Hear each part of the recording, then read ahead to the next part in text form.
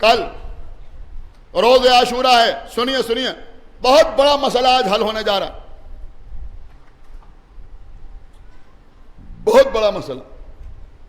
جناب علی رضا جمشید جسٹس ہیں بہار میں,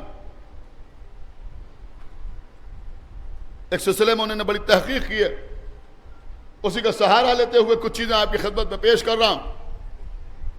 ایک مسئلہ مسلمانوں کے درمیان زیر بحث ہے کہ روز عاشور روزہ رکھا جائے یا فاقہ کیا جائے. سنیے, شاید اتنی تفصیلات میں کہہ رہا ہوں آپ نے کبھی نہ سنی ہو, مجھے معاف کیجیے گا اگر تھوڑی سی تاخیر ہو جائے, ورنہ ابھی بتا دیجیے میں بات کو تمام کر دوں.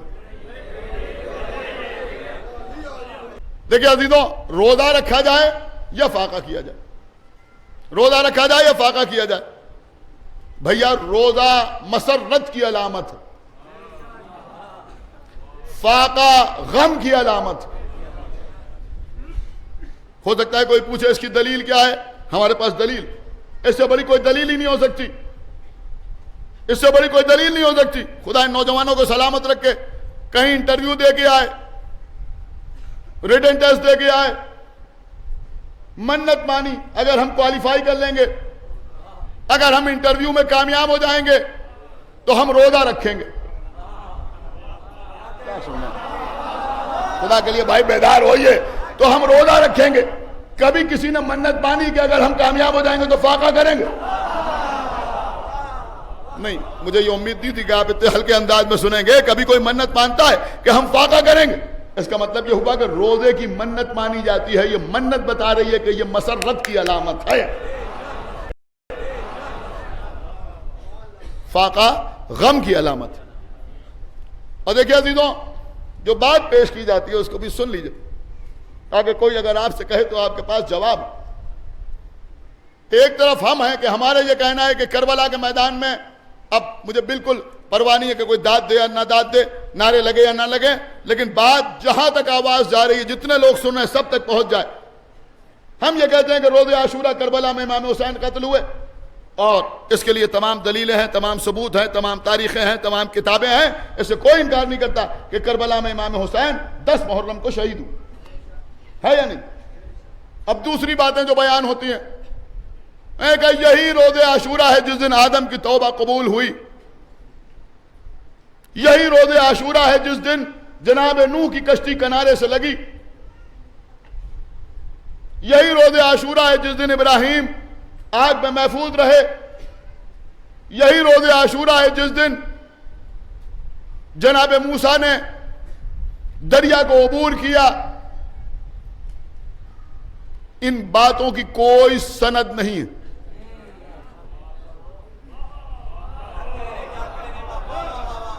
نہیں, آپ نے غور نہیں کی. اور میری تو آج تک یہ سمجھ میں نہیں آیا کہ جن کو آدم کی توبہ کی قبولیت کی تاریخ معلوم ہے,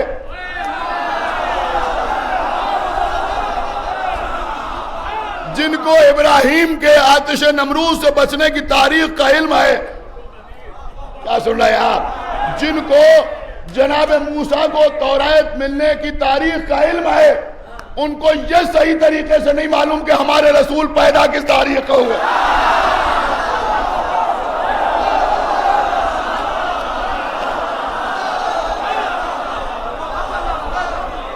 بھیا ایک صلوات پڑھے بل محمد وآل محمد.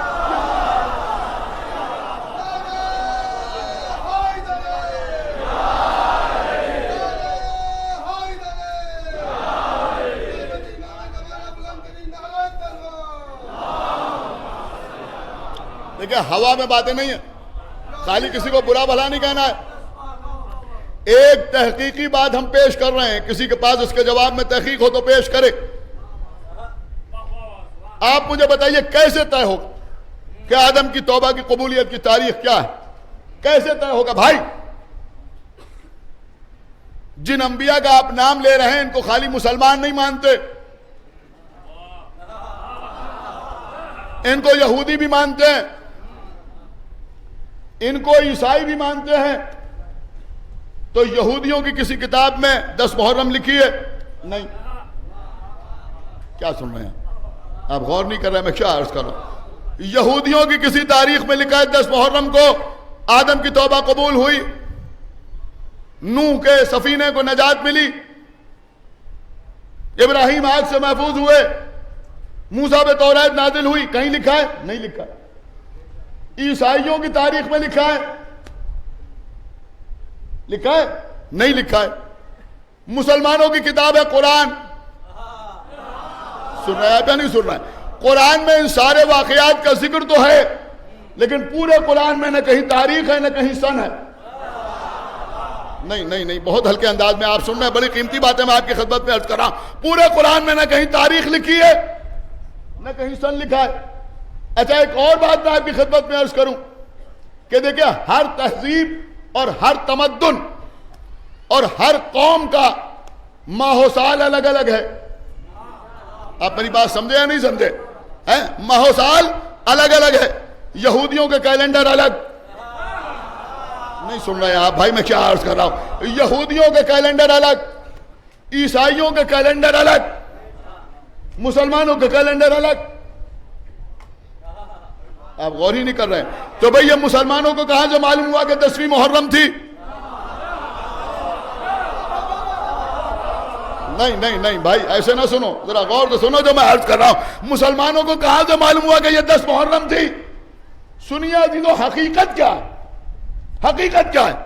دیکھیں عزیزو، یہودیوں کی ایک واقعہ بیان کیا جاتا ہے، یہودیوں کی، جس سے یہ بھی معلوم ہو جائے گا کہ یہودیوں کا اتباع کرنے والے کون ہیں اور محمد کا اتباع کرنے والے کون ہیں، یہ بھی پتہ چل جائے گا۔ ابھی یہودیوں کی ایک روایت یہ ہے، ہمارے یہاں بھی وہ واقعہ بیان ہوا ہے، لیکن وہ سارے جزویات نہیں بیان ہوئے۔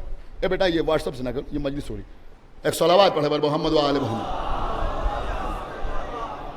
یہ ان کو اس لیے ٹوکا کہ سب کو پتہ چل جائے، ایک صلوات پڑھے بر محمد و آل محمد۔ مجلس کے دوران موبائل جو ہے جیب کے اندر ہے، باہر نہ نکلنے دو۔ سنیے قبلہ، یہودیوں کے یہاں ایک واقعہ یہ بیان ہوتا ہے کہ جناب موسیٰ جب دریائے نیل سے پار ہو گئے تو کہا پروردگار کوئی ایسی کتاب عطا کر کہ جس سے قوم کی اصلاح ہو سکے۔ اللہ نے کہا وادی مقدس میں آ جاؤ۔ 1 مہینے کے لیے جناب موسیٰ وہاں گئے، لیکن میں نے کسی دن آپ کے سامنے عرض کیا تھا، ہماری شریعت سہلہ ہے۔ وہ شریعتیں جو تھیں شریعتیں مشکلہ تھیں، بہت سی چیزیں وہاں تھیں یہاں نہیں ہیں۔ وہاں روزے کے عالم میں مسواک کرنا جرم تھا، ہمارے یہاں روزے کے عالم میں مسواک کرنا مستحب ہے۔ سمجھ رہے ہیں آپ میری بات؟ تو جناب موسیٰ گئے، 30 دن کے لیے گئے، 30 دن مسلسل جناب موسیٰ نے روزے رکھے، تورات لینے کے لیے روزے رکھ رہے ہیں جناب موسیٰ، 30 دن روزے رکھے۔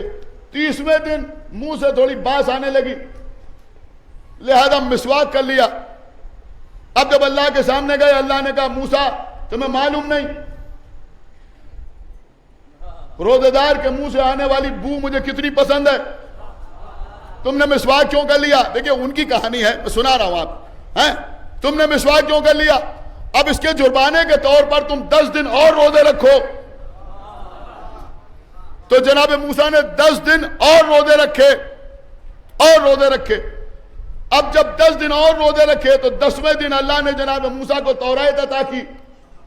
یہودیوں کا ایک کیلنڈر ہے جس کو ہیبرو کیلنڈر کہتے ہیں، اس کے الگ الگ مہینے ہیں، میرے پاس کہیں لکھے رکھے ہیں لیکن مجھے یاد نہیں ہے جو میں آپ کو سناؤں۔ ہیبرو کیلنڈر کا 7واں مہینہ ہے جس کو تشریع کہتے ہیں۔ کیا کہتے ہیں؟ یاد رکھنا بچوں، کہتے ہیں تشریع، تے شین رے، یہ تشریع کہتے ہیں۔ اس مہینے کا 10واں دن تھا۔ سن رہے ہیں آپ؟ یہودیوں کے کیلنڈر کے 7ویں مہینے کا 10واں دن تھا جب جناب موسیٰ کو تورات ملی۔ تو کیونکہ اس دن موسیٰ روزے سے تھے، لہذا یہودی اس دن روزہ رکھتے رہے۔ سمجھ رہے ہیں آپ؟ یہودی اس دن روزہ رکھتے رہے۔ تو چونکہ 10 کو عشرہ کہتے ہیں، عاشور کہتے ہیں، اب جب یہودیوں کی زبان بھی بدل گئی، کیا سن رہے ہیں آپ؟ تو وہ بھی عشرہ کہنے لگے، عاشور کہنے لگے، لیکن وہ تشریع کا عاشور تھا۔ کیا سن رہا ہے؟ میں بھائی خدا کے لیے بیدار ہو، بڑی قیمتی بات آپ کی خدمت میں عرض کر رہا، وہ ہیبرو کیلنڈر کے 7ویں مہینے کا 10واں دن تھا. بھئی عشرہ کہتے ہیں 10 کو، تو کسی بھی مہینے کی 10ویں تاریخ کو اس کو عشرہ کہا جا سکتا ہے. اس کو عاشور محرم کیوں کہا جاتا ہے؟ یہ محرم کا 10واں دن ہے. تو وہ تشریع کا عاشور تھا جس دن وہ روزہ رکھتے تھے. اب ان کا یہ خیال تھا کہ یہی تشریع کا عاشور ہے جس دن آدم کی توبہ قبول ہوئی، جس دن نوح کی کشتی کنارے لگی، جس دن، کیا سن رہے ہیں آپ، جس دن جناب موسیٰ دریائے نیل سے پار ہوئے، اسی دن موسیٰ کو اللہ نے تورات عطا کی، لہذا وہ اس دن روزہ رکھتے تھے. یہ روزہ جاری رہا قتل امام حسین کے بعد. سنیے، قتل امام حسین کے بعد جب بنی امیہ پر قتل حسین کی وجہ سے لعن طعن ہونے لگی تو بنی امیہ کے بادشاہوں نے تشریع کے عاشورہ کو محرم کا عاشور بنا دیا. خدا کے لیے بھائی بیدار ہو کے سنیے، تشریع کے عاشورہ کو محرم کا عاشور بنا دیا اور یہ کہا کہ یہ دن خوش ہونے کا دن ہے. سن رہے ہیں؟ یہ دن مسرت کا دن ہے، آج روزہ رکھو، خوش ہو، اس لیے کہ اس دن یہ ہوا یہ ہوا یہ ہوا. اب حسین بھی اسی دن قتل ہو گئے. یہ حسین کے لیے سعادت ہے، یہ کوئی غم کا معاملہ نہیں ہے، یہ خوش ہونے کا موقع ہے، یہ غم منانے کا موقع نہیں ہے. نہیں بس قبلہ، بہت زیادہ بار ہو گیا آپ کے اوپر، 5 منٹ اور سن لیجئے بس. اب چونکہ بنی امیہ کے دور میں اس کو رواج دیا گیا، لہذا جو حدیثیں گڑھنے والے حضرات تھے ان کی خدمات حاصل کی گئیں. اب حکومتوں کو خوش کرنے کے لیے جیسے جس کی سمجھ میں آیا ویسے اس نے حدیث گڑھ دی، لیکن درو کو حافظہ نہ باشد. اتنے تضاد ہو گئے حدیثوں میں. کوئی حدیث بیان کر رہا ہے کہ رسول اللہ جب مدینے پہنچے تو وہاں جا کے رسول اللہ نے صبح صبح لوگوں سے کہلوایا عاشور محرم کو کہ دیکھو روزہ رکھنا. کوئی بیان کر رہا ہے جب رسول اللہ مدینے پہنچے تو وہاں جا کے دیکھا کہ یہودی روزہ رکھ رہے ہیں. پوچھا تم روزہ کیوں رکھ رہے ہو؟ تو یہودیوں نے کہا کہ ہم اس لیے روزہ رکھ رہے ہیں کہ اس دن جناب موسیٰ کو تورات ملی تھی. تو رسول نے فرمایا کہ تم سے زیادہ ہم حقدار ہیں. کیا سن رہے ہیں؟ لہذا ہم روزہ رکھیں گے. آخری سال تھا پیغمبر کی زندگی کا، روزہ رکھا. کہا کہ اگر آئندہ سال میں زندہ رہا تو روزہ رکھوں گا، لیکن پیغمبر رحلت کر گئے. یہ روایت بیان ہو رہی ہے. دوسری روایت یہ بیان ہو رہی ہے عبداللہ ابن عباس کے حوالے سے کہ پیغمبر اسلام نے فرمایا کہ دیکھو روزہ تو رکھو عاشور کا، لیکن یہودیوں کی مشابہت نہ اختیار کرو. لہذا یہ تو 9 محرم کو روزہ رکھو یا 11 محرم کو روزہ رکھو، عشرے کے دن روزہ نہ رکھو. کیا سن رہے ہیں؟ عشرے کے دن روزہ نہ رکھو. تو یہ اتنا تضاد کچھ محسوس کر رہے ہیں آپ یا نہیں محسوس کر رہے؟ کبھی یہ کہ زبردستی روزہ رکھوایا، کبھی یہ کہ رسول کو پتہ ہی نہیں تھا. سن رہے ہیں آپ؟ پتہ ہی نہیں تھا. ارے بھیا جو عالم الغیب ہے اس کو حال کا پتہ نہیں. جب یہودیوں نے کہا تب رسول کو معلوم ہوا. مسلمانوں نے اپنی اماں سے بھی بیان کر دیا. ان کی طرف بھی ایک غلط روایت منسوب کر دی کہ انہوں نے کہا کہ رسول اللہ نے عاشور کے دن روزہ رکھوایا. بلکہ دوسری بات انہوں نے بیان کر دی. انہوں نے کہا ایام جاہلیت میں عرب عاشور کے دن روزہ رکھا کرتے تھے، لہذا پیغمبر بھی رکھتے تھے. لیجئے سبحان اللہ، کیا سن رہے ہیں آپ؟ پیغمبر کو بھی عالم جاہلیت کا مطیع و فرما بردار بنا دیا کہ پیغمبر یہ روزہ رکھا کرتے تھے، لیکن جب رمضان کے روزے واجب ہو گئے تو پھر اس روزے کا معاملہ تھا کہ جس نے چاہا رکھا اور جس نے چاہا اس نے نہیں رکھا. آپ نے کچھ اور کیا. یہ اتنی روایتیں جو بنا بنا کے پیش کی گئیں تو کیونکہ بادشاہوں کو خوش کرنے کے لیے، لہذا اتنے تضاد اس پہ سامنے آ گئے جس سے معلوم یہ ہوا کہ ہر راوی جھوٹا. ہر راوی جھوٹا. میں سمجھتا ہوں کہ اس پر میں نے اس وقت آپ کے سامنے سیر حاصل گفتگو کر لی. اب ایک سوال جو لوگوں کے ذہنوں میں اٹھتا ہے کہ بھائی جب روزے عاشورہ فاقہ کرتے ہیں تو یہ عصر کے وقت فاقہ شکنی کیوں ہو جاتی؟ عصر کے وقت فاقہ شکنی اسی لیے ہوتی ہے کہ کوئی ہمیں ان میں شمار نہ کر لے.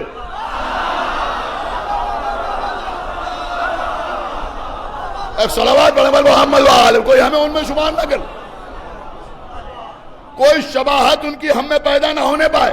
کوئی شبہات ان کی ہم میں پیدا نہ ہونے پائے. لیکن بھیا اتنی دیر کی گفتگو کا مطلب صرف اتنا تھا کہ یہ عاشور کا روزہ جو مسلمانوں میں آیا تو خود قبول کر رہے ہیں کہ یہ یہودیوں کو دیکھ کے شروع ہوا. یہودیوں کو دیکھ کے شروع ہوا. ہم پر الزام لگاتے ہو کہ یہ عبداللہ ابن سبا جو یہودی تھا اس کی پیداوار ہیں. یہ تو کل معلوم ہو جائے گا کہ عبداللہ ابن سبا کی پیداوار کون ہے؟ یہودیوں کے تابع.